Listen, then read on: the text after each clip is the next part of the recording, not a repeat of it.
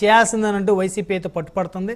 ఢిల్లీలో పోయి కూడా శాంతి భద్రతల అంశం మీద ధర్నా చేసి మరి అక్కడ చంద్రబాబు నాయుడు అండ్ కూటమి నేతలు ప్రజలను మోసం చేసి అబద్ధపు హామీలు ఇచ్చారన్నారు. సో దీని మీద వైఎస్ఆర్ కాంగ్రెస్ పార్టీ మాజీ ఎమ్మెల్యే కేతిరెడ్డి స్పందించారు. సో కేతిరెడ్డి మాట్లాడుతూ సమయాన్ని ఇవ్వాలన్నారు. కనీసం 6 నెలల సమయాన్ని కూటమి ప్రభుత్వానికి ఇవ్వాలి అన్నారు. ఇస్తేనే సంపద సృష్టి జరుగుతుంది, వారికి కొంత సమయం ఇవ్వాలి.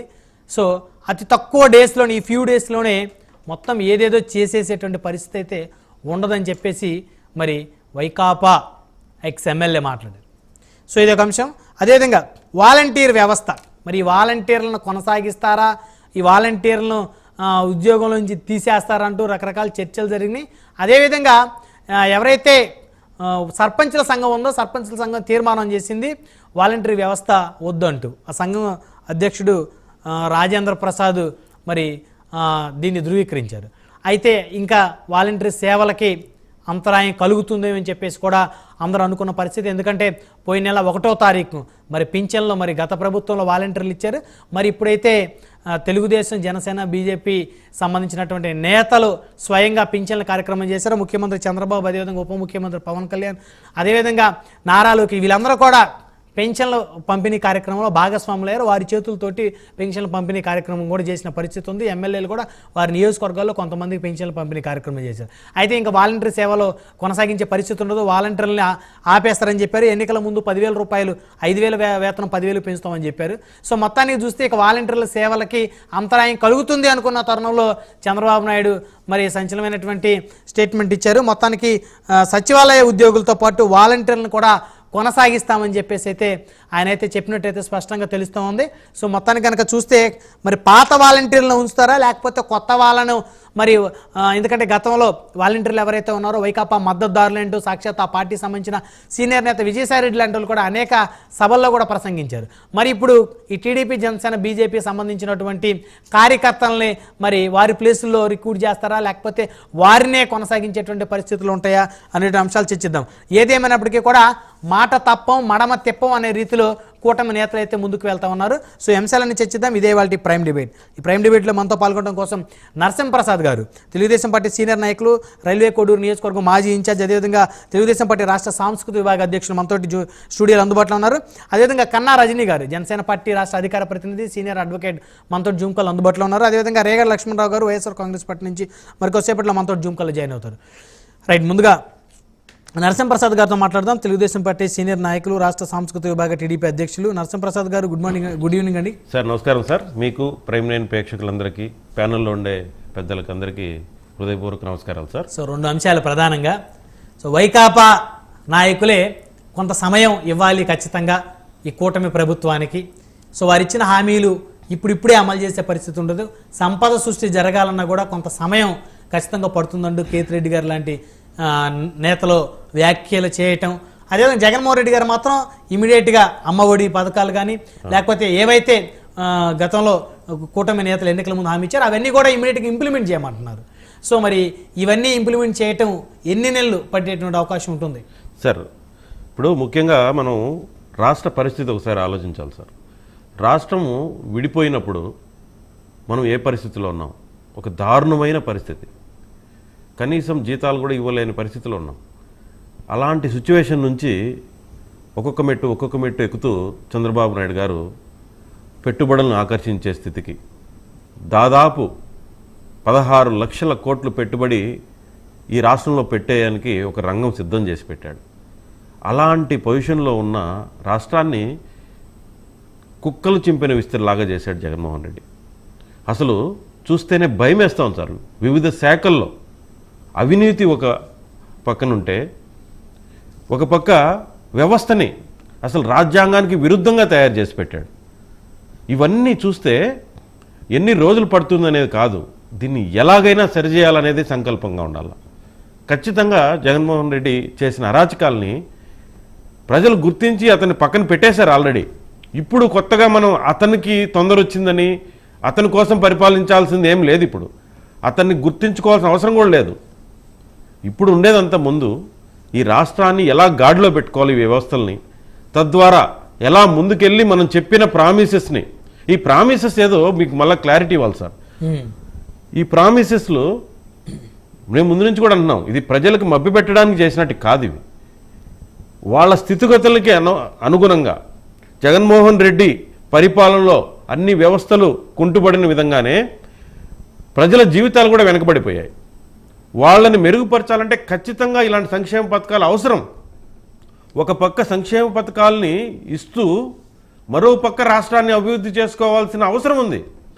అందుకే ఎన్నికల ముందు చంద్రబాబు నాయుడు గారు ఏం చెప్పారంటే, సంపద సృష్టిస్తూ అదేవిధంగా ఈ ప్రజల్ని క్షేమాన్ని కోరుకుంటూ వాళ్ళ సంక్షేమం ఇస్తాము.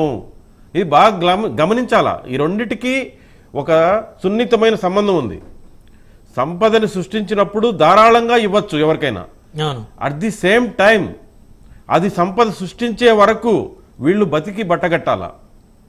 ఎందుకంటే వీళ్ళ జీవన ప్రమాణాలు ఆల్రెడీ డౌన్ అయిపోయినాయి. వీళ్ళకి ఏదో ఆశ చూపించి నవరత్నాలంటూ మోసాలు చేసి అప్పుడు సమయానికి తగినట్టు వాళ్ళని వాడుకున్నాడు తప్ప ఏ ఒక్క ప్రజల కుటుంబాల జీవితాలు బాగుపడలేదు, మెరుగుపడలేదు ఈ రాష్ట్రంలో. మీరు బాగా చూడండి, వెళ్ళి ఎక్కడ వేసిన అక్కడ గొంగలే ఉంది పరిస్థితి. కొన్ని సంస్థలో అధ్యయనం చేస్తే కూడా అదే బయటపడింది. ఏ జీవిత ప్రమాణాలు కూడా ఒక్క ప్రజలు కూడా మెరుగుపడలేదు.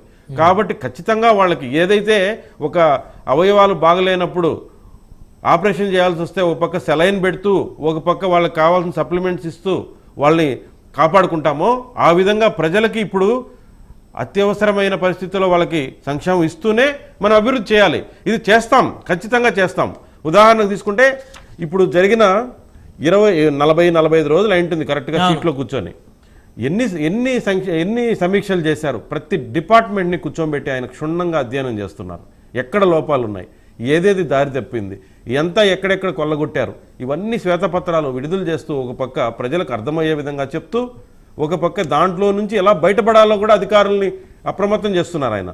ఒక పక్క కేంద్రంతో సత్సంబంధాలు పెట్టుకొని అక్కడి నుంచి ఎలాంటి ఫండ్స్ తీసుకురావచ్చు. మీరు ఎప్పుడన్నా చూసారా దేశ చరిత్రలోనే ప్రతి కేంద్రంలో ఉండే ప్రతి ఎంపీకి ఒక బాధ్యత అప్పచెప్పాడు ఆయన. కేంద్ర మంత్రులు అయితేనే అభివృద్ధి చేస్తామనే విధంగా కాకుండా ప్రతి ఒక్క ఎంపీని ఒక శాఖకు అటాచ్ చేసి దాని నుంచి మన రాష్ట్రానికి నిధులు ఎలా తీసుకురావాలని ఒక ప్రణాళిక రచించారు ఆయన. అంటే ప్రతి క్షణం ప్రజాహితం కోరుకుంటున్నాడు ఆయన. కాబట్టి ఎవరో బాధపడాల్సిన అవసరం లేదు, ఎవరో మాకు చెప్పాల్సిన అవసరం లేదు. ఇది బాధ్యత, చంద్రబాబు నాయుడు గారి భుజాల మీద వేసుకున్న బాధ్యత ఇది. ఈ రాష్ట్రాన్ని ముందుకు తీసుకెళ్తాం. ఖచ్చితంగా ఎక్కడెక్కడ అవకతవకలు ఉన్నాయో బయట పెడతాం. చట్టం తనపైన ఒక పక్కన చేసుకుంటుంది. అదేవిధంగా మీరు ముఖ్యంగా గమనిస్తే ఈరోజు కూడా పరిశ్రమల మీద ఆయన సమీక్ష చేశారు.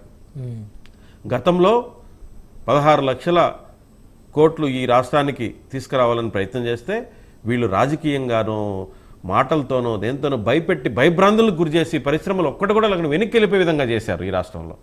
అలాంటి వాళ్ళని ఇప్పుడు మళ్ళీ ఆయన లిస్టు పెట్టుకొని వాళ్ళని టచ్లోకి వెళ్తూ వాళ్ళని బుజ్జగించో నయానో ఏదో ఒక విధంగా వాళ్ళకి ఈ రాష్ట్రంలోకి రండి, మీకు మేమున్నాం, గతహ అలాంటి పరిస్థితులు ఇప్పుడు లేవు.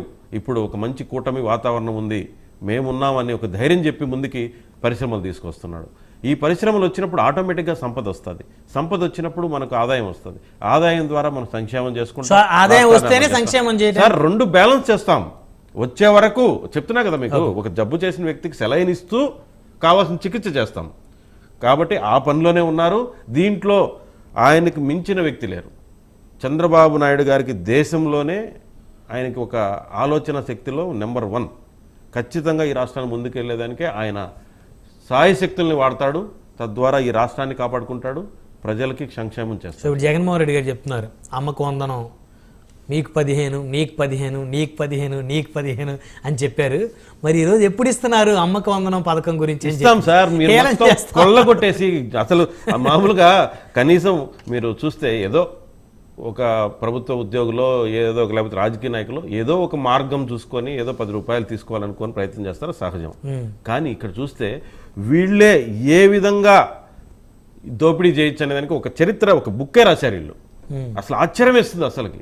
ఇట్లా కూడా డబ్బు సంపాదించవచ్చా, ఇట్లా కూడా దీన్ని కొల్లగొట్టచ్చా ఈ రాష్ట్రాన్ని అని. ఏ శాఖ అని లేదు సార్. ప్రతి భూముల దగ్గర నుంచి మైన్స్, అట్లే ఇంకా అన్నీ, ఇంకా ఇది లేదు అది లేదని లేదు, ప్రతి దాంట్లో వీళ్ళు ఒక విధంగా పచ్చిగా చెప్పాలంటే కుక్కలు నాకినట్టు నాకేశారు. ఖాళీ గిన్నె పెట్టినారు, ఇక్కడ ఖాళీ కూడా కాదు, బొక్కలు పెట్టేశారు ఆ గిన్నెకి కొరికి. కానీ మాకు ధైర్యం, ఖచ్చితంగా ఈ రాష్ట్రాన్ని కాపాడుకుంటాం, సంపద వస్తుంది, చంద్రబాబు నాయుడు గారి ఆలోచనలతో ఈ రాష్ట్రం ముందుకెళ్తుంది. కూటమిలో మోడీ గారు కూడా సహాయం సహకారాలు మీరు చూశారు మొన్ననే. రాజధాని నిర్మించుకోవడానికి ఆయన దాతృత్వం కావచ్చు, లేకపోతే చంద్రబాబు నాయుడు గారి చాణక్యం కావచ్చు, 15,000 కోట్లు మనకు ఏదో ఒక విధంగా మనకు రిలీఫ్ ఇచ్చారంటే, ఇదే విధంగా 5 సంవత్సరాలు ముందుకెళ్తే ఖచ్చితంగా ఈ రాష్ట్రం బాగుపడుతుంది. ఇప్పుడు పోలవరం చూశారు సార్, ఈ వరకే పోలవరం కంప్లీట్ చేస్తుంటే ఆదాయం ఇచ్చుంటుంది కదా మనకి, అదే కదా సంపద సృష్టించడం అంటే. రైట్. నరసింహప్రసాద్ గారు, ఈరోజు తారీఖు 31, రేపు 1వ తారీఖు, అమ్మో 1వ తారీఖు పెన్షన్లు ఇవ్వాలి, 4,000 ఇవ్వాలి ఒక్కొక్కరికి. అప్పు చేసి ఇచ్చేసారు, రేపు 6 గంటలకే స్టార్ట్ అవుతుంది చూడండి. అవునా? చూడండి, ప్రభుత్వ ఉద్యోగులకి జీతాలు పడిపోతాయా? ఖచ్చితంగా అవుతాయి సార్, అన్ని ఖచ్చితంగా అవుతాయి. నేను ఒకటి మీరు కూడా ఆలోచించండి, ఇది ఒక బాధ్యతగా చేయాలి, అదే చేస్తాం మేము. ఏదో కూర్చొని బటన్ ఉంది కదా నొక్కుతా అంటే ఏమైంది తెలుసు కదా, బటన్ పేలిపోయింది లాస్ట్ లో, అట్లా ఉండదు మా పరిపాలన. ప్రతిదీ బాధ్యతతో చేస్తాం, ఈ రాష్ట్రాన్ని కాపాడుకుంటాం.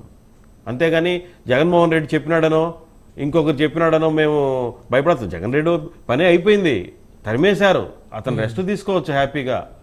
ఇంకా మా పరిపాలన ఎలా ఉంటుందో చూడమనండి తర్వాత, చాలా తొందరగా ఉన్నట్టుంది ఆయనకి. మళ్ళీ వస్తాం సార్ మీ దగ్గరికి.